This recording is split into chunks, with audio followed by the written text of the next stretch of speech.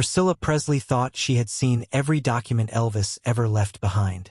But in the summer of 1998, while sorting untouched boxes from his final months, she discovered a single unopened envelope dated just weeks before his death. When she finally read the letter inside, its message shattered her completely. The Graceland archive wing was quiet that afternoon. The lights buzzed softly above the long rows of storage shelves, casting thin beams over dust-coated boxes that hadn't been touched in years.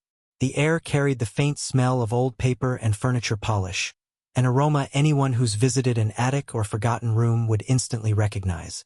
Helen Morris, the senior archivist, walked ahead, her shoes tapping lightly across the polished floor. She had worked at Graceland for decades, and even she admitted there were corners of the archive that still surprised her. "Some of these boxes haven't been opened since '78, she whispered, sliding her key card through a narrow metal door. The lock clicked.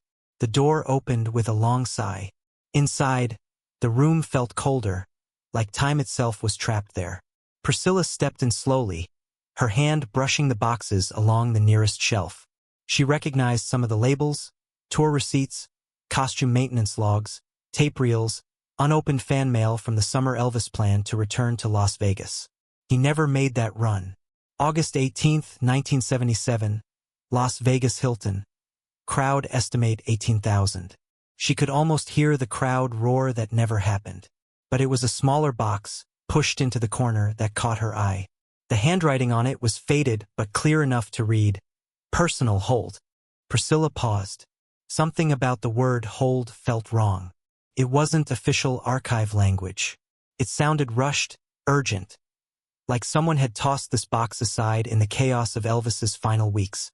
Helen glanced over her shoulder. "That one hasn't been logged yet," she said quietly. "Could be personal notes. Could be nothing." But even she looked curious. Priscilla lifted the box. Dust scattered into the air like tiny sparks. Her heart tightened. Something inside her warned her that this wasn't nothing. She set the box on a nearby table, brushed off the lid, and slowly removed it. The flaps opened with a gentle crackle. Inside were envelopes. Some opened, some yellowed at the edges, some still pristine. Fan letters, business notes, a postcard from a friend in Los Angeles. But near the bottom, nestled between two stacks, lay one envelope that looked untouched. The paper was crisp, the seal unbroken, the postmark clear, July 21, 1977, just 3 weeks before Elvis died. The room went silent. Even the lights seemed quieter. Priscilla lifted the envelope carefully, holding it with both hands as if it might crumble from the weight of time. Her fingers ran over the flap, over the neat printed postmark, over the faint indentation where the letter inside rested. Why had no one opened this? Why had no one handed it to him? What truths stay hidden simply because they never reach the person who needs them? Priscilla turned the envelope over.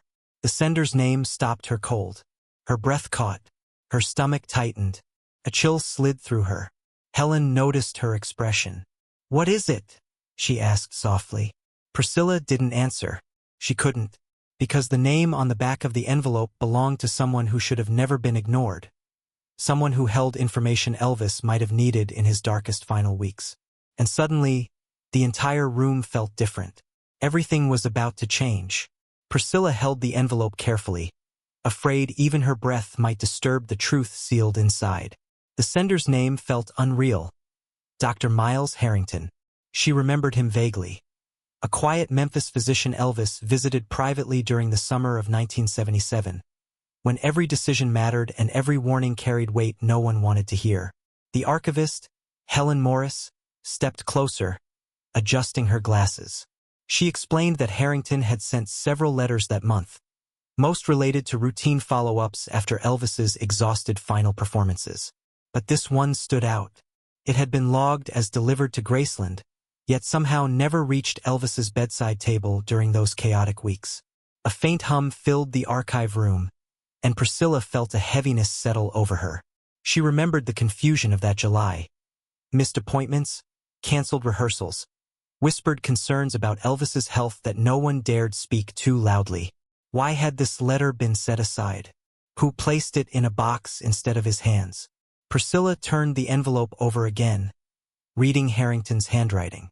The strokes looked hurried, almost urgent. It didn't read like a casual update. It read like a warning.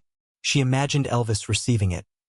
Tired, overwhelmed, still trying to prepare for the upcoming Las Vegas Hilton run, despite the strain everyone noticed but no one confronted directly.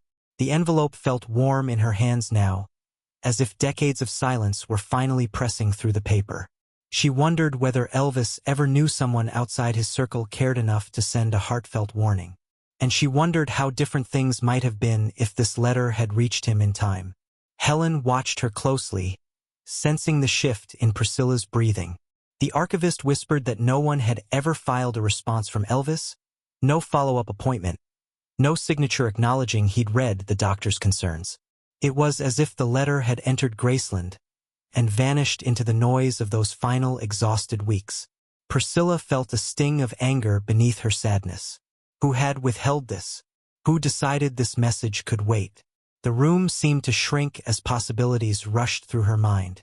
Was someone trying to protect Elvis from more stress, or trying to hide the seriousness of the doctor's words? Both answers felt terrifying. The envelope suddenly felt heavier, as if it carried not just information but consequences. She pressed her thumb against the seal, feeling the faint ridge of dried adhesive. The world outside the archive room faded. Only the envelope remained, silent, waiting, loaded with whatever truth Elvis never received but desperately needed. What would you do if a message from someone you loved resurfaced decades later? One they were meant to read but never did. Would you open it without hesitation, or fear what truth might break you?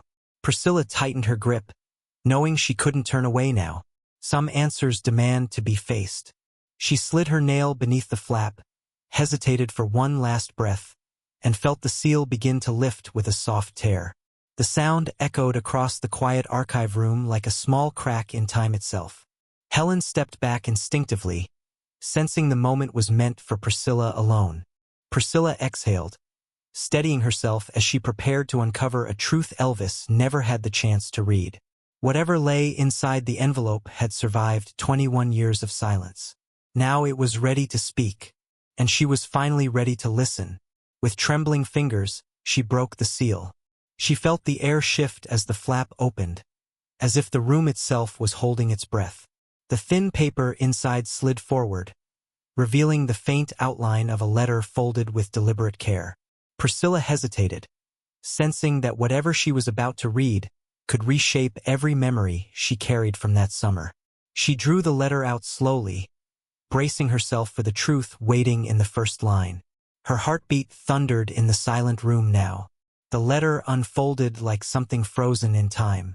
The paper felt thin, almost fragile, but the handwriting was steady, deliberate, urgent. Priscilla held it gently, afraid that even a small tremble in her hands might cause the decades-old sheet to tear. She drew in a slow breath and began reading the first lines. Mrs. Presley, I'm writing with deep concern. Her stomach tightened. She knew immediately this wasn't a casual note. Dr. Miles Harrington hadn't written this as a routine check-in. His first sentence carried weight Elvis never saw. The next lines sharpened the air in the archive room. I've reviewed the latest results. His shortness of breath is worsening. Sleep is irregular. The reactions to certain medications are more severe than he admits.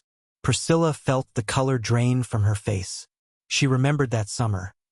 Elvis yawning in the middle of the afternoon, rubbing his chest when he thought no one was watching, canceling meetings with vague excuses.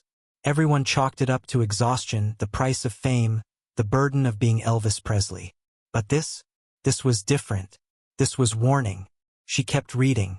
For his safety, I strongly recommend he cancel all planned engagements for the next 6 weeks, particularly the Las Vegas Hilton run scheduled for August 18, 1977, where an estimated crowd of 18,000 is expected.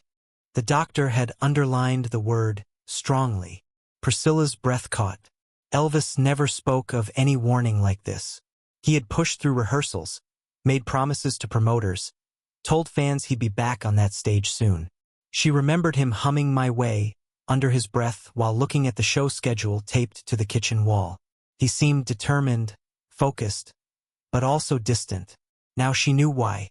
He didn't know what Dr. Harrington had written. He never read any of this. Priscilla lowered the letter for a moment, letting her eyes drift across the dim room. Dust particles floated in the air like tiny stars. The silence felt loud, pressing in around her. How different would everything have been if he'd held this paper in his hands? If he'd known someone outside his circle was deeply worried? If he'd listened? Have you ever looked back at a moment and wondered how a single message, one conversation, one warning, might have changed the entire story? Might have changed a life? She forced herself to read on. The doctor's tone softened halfway down the page. Elvis told me he feels the weight of being Elvis Presley more intensely this month. He mentioned he is pushing himself harder than he should. He admitted he feels tired in ways he cannot explain. The word admitted hit her hardest. Elvis rarely admitted anything when it came to his health. He hid weakness like it was shameful, something he didn't have permission to feel. The letter continued, "My recommendation is urgent. He needs rest, quiet, and distance from the demands placed upon him." Urgent. Her eyes stung. No one used that word around Elvis in 1977. No one dared. His team knew he hated being told to slow down. His fans expected him to rise above fatigue. The world expected him to be unbreakable. But here was a doctor, unbiased, unafraid, telling the truth Elvis needed to hear. The next paragraph stopped her cold. "There is something else you should know, something he didn't say aloud but implied clearly. I'll explain in further detail if you wish to speak." Priscilla's heartbeat quickened. Something implied, something personal, something Elvis never had the chance to hear her reaction to. She read the final line of the page. "There are matters concerning his well-being I believe you should hear directly, in person, Mrs. Presley." Priscilla's hands trembled. She glanced at Helen, who stood several feet away, respectfully silent, sensing the gravity of what Priscilla was reading. Priscilla turned the page, expecting more text, but there was only white paper. That was it. The rest of the truth, whatever the doctor intended to tell her, was lost to time. But the letter wasn't over. Something small shifted behind the page. She felt it slide. A second sheet? A hidden note? Her breath froze. Halfway through lifting the page, she saw something folded underneath. And she knew instantly, this wasn't the hardest part of the letter. Priscilla carefully lifted the folded slip hiding beneath the first page. But before opening it, she forced herself to finish reading the letter she already held. Something told her the next part contained the truth Elvis never said out loud. The truth he may have been too afraid or too tired to speak in his final weeks. Her eyes returned to the doctor's handwriting. "During our last appointment," he wrote, "Elvis spoke more honestly than I've ever heard from him before." Priscilla's breath hitched. Elvis rarely opened up to doctors. He was polite, charming, cooperative, but he never revealed the parts of himself that felt fragile. Elvis spent his life protected by an image, the king larger than life, unstoppable. Vulnerability didn't fit that image, so he hid it, even from those closest to him. But here, in this letter, he finally let it slip. The doctor continued, "He told me he feels too tired to be Elvis Presley, that the expectations around him feel heavier than his own voice." Priscilla's heart twisted. She remembered moments when Elvis stared at the ground instead of the mirror. Nights when he turned away from lights because they were too bright. Times when he whispered, "I'm fine," even when it was obvious he wasn't. The next line made her lips part in shock. "He said he is afraid of disappointing his fans, afraid of disappointing his daughter, and afraid of disappointing you." The room felt colder. She pressed her hand to her chest. Elvis almost never used the word afraid. For him to say it aloud to a doctor he barely knew meant he had reached a breaking point no one recognized at the time. The letter went on. "He believes his body is slowing down faster than he can admit. He worries he will let you down if you see him in this state. He fears looking weak in front of the people he loves most." Priscilla felt tears gathering, blurring the words. She remembered how Elvis kept certain doors closed during the summer of 1977. He didn't want her to see him on days he struggled to breathe. He'd cancel a visit last minute, saying he needed rest. She always sensed something deeper, but he gave no explanation. Now finally she understood why. He had been protecting her from his decline. And in doing so, he protected himself from the pain of being seen as fragile. The doctor's letter deepened in tone, almost sorrowful. I fear Elvis is carrying burdens alone that no man should. He feels trapped between the world's expectations and the truth of his own exhaustion. He is trying harder than anyone realizes, and breaking under the weight. Those words cut through her like glass. Trying. Breaking. Alone. She whispered into the quiet room, "Why didn't you tell me?" Her voice trembled as it echoed against the archive shelves. Have you ever learned a truth too late? One that explained everything but healed nothing? One that left you wondering what choices you might have made had you known in time? Priscilla wiped her face and kept reading. The letter shifted to a tone that felt devastatingly personal. I believe Elvis wanted to talk to you about these fears, but he didn't know how to begin. He spoke your name more than once during our appointment. She clutched the page. He spoke about her. In his last weeks, through pain and fear and exhaustion, he spoke about her. Helen watched quietly from the doorway, saying nothing, sensing that the past was reshaping itself in front of Priscilla's eyes. The letter ended with a single haunting line. If anything happens before I can speak to you in person, there is something he wanted you to know. Priscilla's pulse spiked. She stared at the final sentence, her hands shaking. Something he wanted her to know. Something he told the doctor but never told her. And then she remembered the folded slip beneath the page. She reached for it slowly, because whatever was written inside that tiny piece of paper was meant for her and her alone. Priscilla unfolded the small slip of paper with the same care you'd use when touching something sacred. It was thinner than the letter, more fragile, the edges worn as if it had been folded and unfolded many times before it ever reached the envelope. And the moment she saw the handwriting, her breath caught. It was Elvis's, shaky, pressed too hard in some places, barely visible in others, but unmistakably his. Her fingers trembled as she held it closer. She could almost see him writing it. Head bowed, lips pressed together, hands shaking in ways he tried to hide. The room around her blurred, fading into a distant hum. The doctor's letter had been heavy enough. But this was a piece of Elvis's heart, preserved on a thin sheet of paper for 21 years. She unfolded the message completely. Only 4 sentences. Short, simple, devastating. The first line struck instantly. I didn't say things right when I had the chance. Priscilla closed her eyes. Memories rushed in. Arguments that ended too soon. Conversations that never finished. Moments when emotions ran high but the right words never came. She remembered standing in the hallway during their final months together, wanting to say something but walking away instead. Both of them too proud, both too afraid. She opened her eyes and read on. Tell her I tried. Tell her I was trying to be better. Her hand pressed to her lips to silence the sound that escaped her. He had been trying. Even when the world saw exhaustion, chaos, and decline, he had been trying. The third sentence felt like a blow to the chest. I still love her. I just don't know how to fix what I broke. Priscilla felt her knees weaken, and she steadied herself against the table. She remembered moments when she sensed words hovering behind Elvis's eyes. Words he never spoke, feelings he never admitted. And now, decades too late, the truth sat in her hands in ink he'd pressed onto paper during one of the hardest moments of his life. How many moments in our lives collapse because the right words stay unspoken? How different would their final conversations have been if he had said these sentences aloud? She read the last line. If she ever sees this, tell her it was always real. Her hands shook so violently she almost dropped the paper.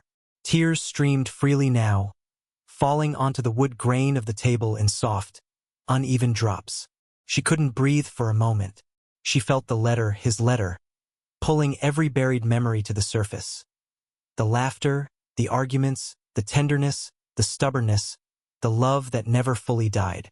Helen Morris quietly stepped away, understanding that some truths weren't meant to be witnessed by anyone but the one who needed them. Priscilla pressed the note to her heart, her tears soaking into its corners. Elvis had written this knowing she might never see it, but hoping she would. He had tried to leave her a message that could fill the silence he left behind. A confession, a goodbye, a bridge between the heartbreak they lived and the truth they never dared to speak. For a long moment, she stood there shaking. Then, something slipped from inside the envelope and landed softly on the table. A tiny folded insert she hadn't noticed before. She unfolded it, expecting more handwriting, perhaps another message. But instead, it was a note from Dr. Harrington. Just one line, a line that made her chest tighten all over again. He asked me to tell you this if he couldn't say it himself. Her breath faltered. Elvis didn't just write the words. He trusted someone else to deliver them if he couldn't. She looked down at the note in her hand, the ink slightly smudged, the edges soft from age. He still loved her. He always had. But she'd only learned it now, far too late for either of them to say it aloud. And then something else fluttered loose from the envelope. A second folded paper. Smaller, older, a completely different handwriting. Priscilla froze. What else had Elvis left behind? That she never knew. Priscilla stared at the second folded paper lying on the table. It was smaller than the first note. More delicate, more worn, as if it had been handled many times before it ever reached the envelope.